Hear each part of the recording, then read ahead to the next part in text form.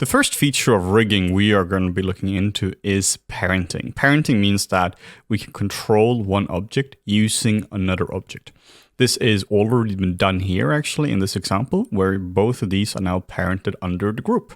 So in this case, we can now select the group and we can move them around like so. We can also do this with objects as well. Anything can be parented in Maya.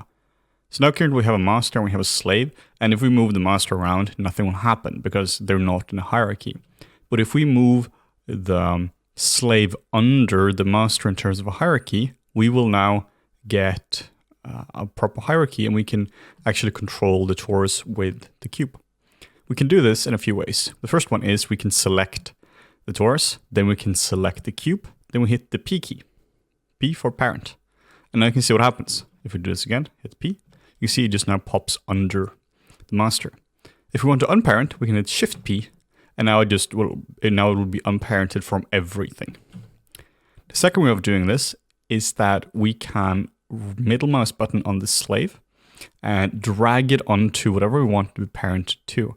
So if we drag it onto the master, it will now be under the master. So now we can see we have a hierarchy here of 3 components. We have the group, we have the master, and we have the slave. So if we now move the group, we will move the entire thing. Let's just enable the grid so we can see it. We move the entire thing. If we move the master, we move both of these. And if we move the slave, we only move the slave. Then in the second example, we have an arm. Now this here is obviously a very cartoony example. But what we want to do is we want to essentially make a really quick and dirty rig, like the most rudimentary version of it. When we rotate this, we want everything else to move as well. The way we do this is we start to parent it in the way it will be logical, which means that the lower arm would be parented under upper arm. So we middle mouse button drag it under the upper arm, which means if we now were to move the upper arm or rotate this around, you can see it now moves the lower arm. And if we want the hand to move when we move the lower arm, we can now middle mouse button drag it to the arm lower. Same with the fingers and same with the thumb.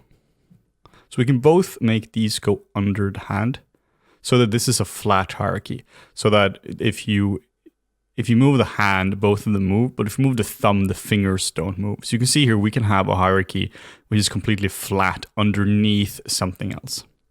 So in this case, if we now select the arm upper, we can now rotate it around. If we select the arm lower, we can rotate this around. Select the hand, we can rotate this, and now we can move the fingers and we can move the thumb. We can move it back. So you can very quickly pose something up like this. Obviously, this example here is incredibly simplistic, but it shows the power of simply making a rig through a hierarchy like this. But one thing we haven't done, we still haven't put it under a group. If we want to move all of this around now, you can see that we're actually changing the values on this model by itself. It's much better to parent this under the arm group. So if we just hold down middle mouse button, drag it under the arm, we can now move this entire group around, and this hasn't changed the transforms. So it's a much easier way, it's a much better way of doing it, actually having a group on top of this. Now, if we want to see the entire hierarchy, we can hold down Shift and just click on the plus icon, and this will expose the entire hierarchy down to the most basic form. So in short, you parent by selecting this, and I want this to be parented under this. Then we hit the P key. You can unparent by hitting Shift P, which will completely destroy the hierarchy. Or we can parent something by middle mouse button and dragging onto something else. And keep in mind that parenting is not just for rigging. I use this all the time to keep my scenes clean, as this is a great way of actually organizing it.